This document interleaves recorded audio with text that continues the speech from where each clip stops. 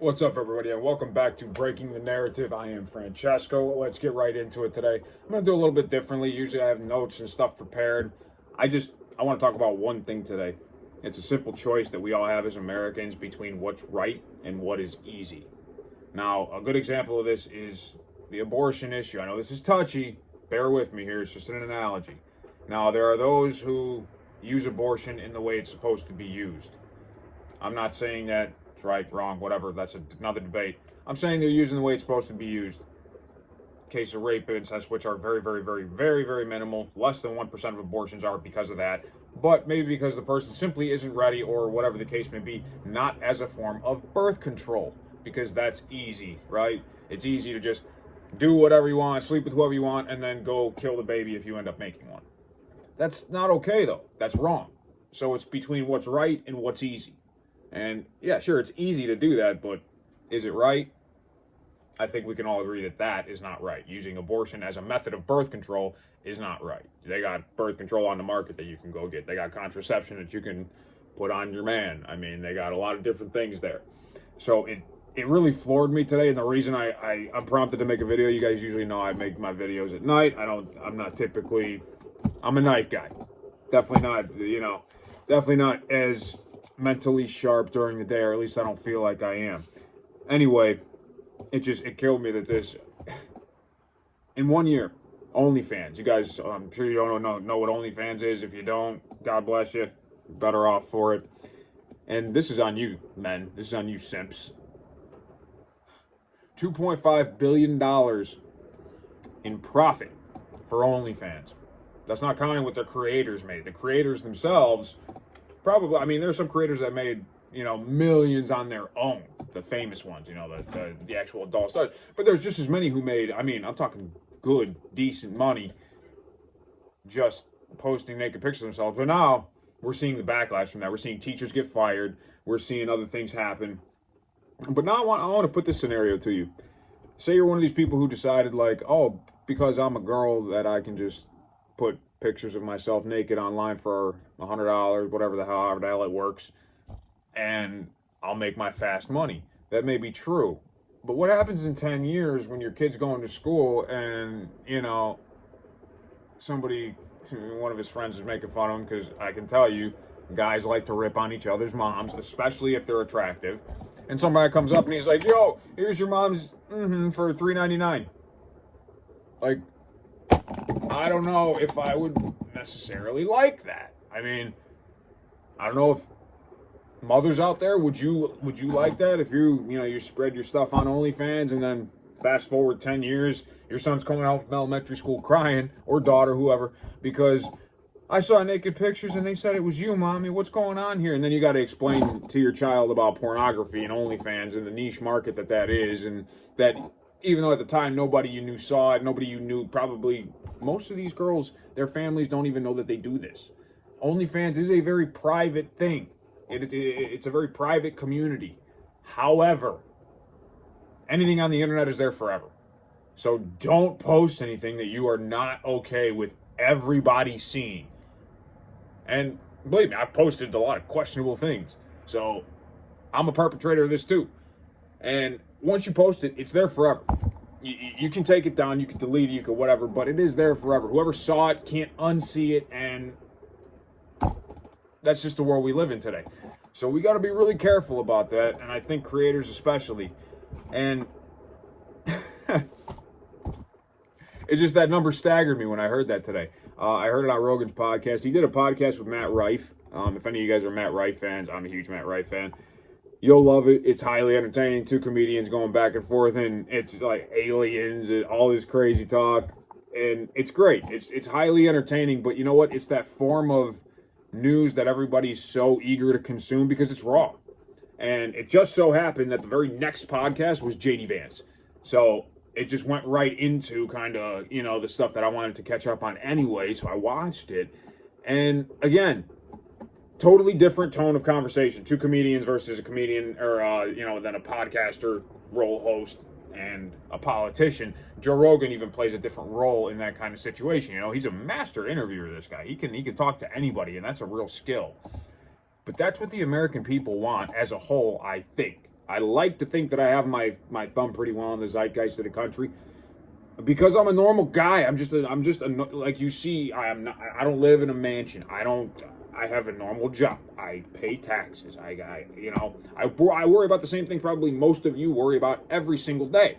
So I get it. I want a family, the traditional kind, just one. I just want one wife, and I just want a couple of kids. Like I don't need to have all these crazy things that the media and Hollywood and whatever tells me I need to possess in order to be happy. I don't need any of that. I know what I want. I know what I need. And I think most Americans feel the same way. Like they're not confused about their identity. They're not confused about their goals. They're not confused about where they fit into society. So we want a society that supports us. It's not about hate. It's not about any of that. And they want the type of media that will be honest with them. The whole thing about Trump, say whatever you want about him. He is transparent. Holy shit if he isn't transparent. He posts every thought he has, everything he has on his Truth Social, and then most of it now because of Elon Musk, it's just thrown over, gets rebooted over to Twitter. I'm not on Truth Social because, again, I don't like echo chambers, and I know that's a right echo chamber. Like, despite the name and everything else, it's just like Blue Sky, right? It's just a rip-off of Twitter. Like, and it's for right, like, super alt-right people. I'm not that. Just like I'm not a super left person, so I don't want to go on Blue Sky. Twitter is where it's at. There was a study done very recently, a couple weeks ago, I think. 50-50 demographic. 50-50. This was reported by MSNBC, if I'm not mistaken. During the election, they reported that most young people are now getting their news from sources like X or Twitter, and it is 50-50 on X. It is 50% Democrat, 50% Republican, where last election it was very heavily leaning towards the Democrat side because it was largely censored. You understand the Democratic Party, they like censorship. They want censorship. They want to be able to control the narrative and control what it is that you see and hear. That should bother you. If it doesn't, I mean, that's okay too. Matt Rife brought up a good point. He said, you know what, I'm so politically ignorant. He's like, I know that's not something that's good to brag, about my ignorance, but you know what, it's bliss. And I'm sure he's so much happier for not having followed anything political. And his views are just his views. And I watched all of his specials before watching the interview with him. Obviously, throughout the whatever, and he just came out with a new one. And I can't peg him as like a right, left. He doesn't. He jokes about everything. He jokes about everybody, and he's not afraid to cross those lines that might be considered. Like he said a bunch of things that other people have gotten canceled for. So that's why I love him. And I love that Shamar Moore, for those of you who don't know, Shamar Moore is the actor who played Derek Morgan on Criminal Minds. If you're not into that kind of thing, you won't know who he is. He jumped up on stage and gave this dude a legitimate, resounding endorsement. Just off the cuff, he was in the crowd. He goes, I DM'd him like a bitch. He DM'd me back like a bitch. Sent me some free tickets, and now I'm here. I love him because he's super authentic. He talks about the things that people aren't afraid to talk about. He's not afraid to cross the race line. He's not afraid to cross the trans line or whatever. Because it's comedy. It's comedy, and that's what it is. So we got to remember that. We got to know that. And I think we got to approach this world with that sense of levity. Given that there's so many terrible things going on in the world right now, I think levity is important. And obviously the right amount of it. Like, we're not talking don't take anything seriously. I'm talking be able to joke about things, be able to disconnect every once in a while and watch a comedy show and laugh. Be able to do that. Now, I do have more videos coming about Russia and Ukraine. That situation is concerning, to say the least. But this OnlyFans thing blew me away. I wanted to get on and talk about that and talk, like, girls, before you do this, think about it. Think about your future. Think about, it's easy, I get it, but women have lived for how long without using OnlyFans and this whole ultra-feminist thing where you don't need a man? I've seen stay-at-home mothers that are the strongest women I know. Independent, strong, they raise a family, they are the glue of the household. Without them, it would fall apart. And I know, because I have strong women in my life, without them, men would fall apart. That is not wrong to have a societal role or to have a role in your relationship as the feminine energy, as the comfort, as home. It's actually a beautiful thing. And it's something that, frankly, I couldn't live without. So, if you girls out there, you want to be a boss bitch and you want to live your life alone, you'll find that money does not keep you warm at night.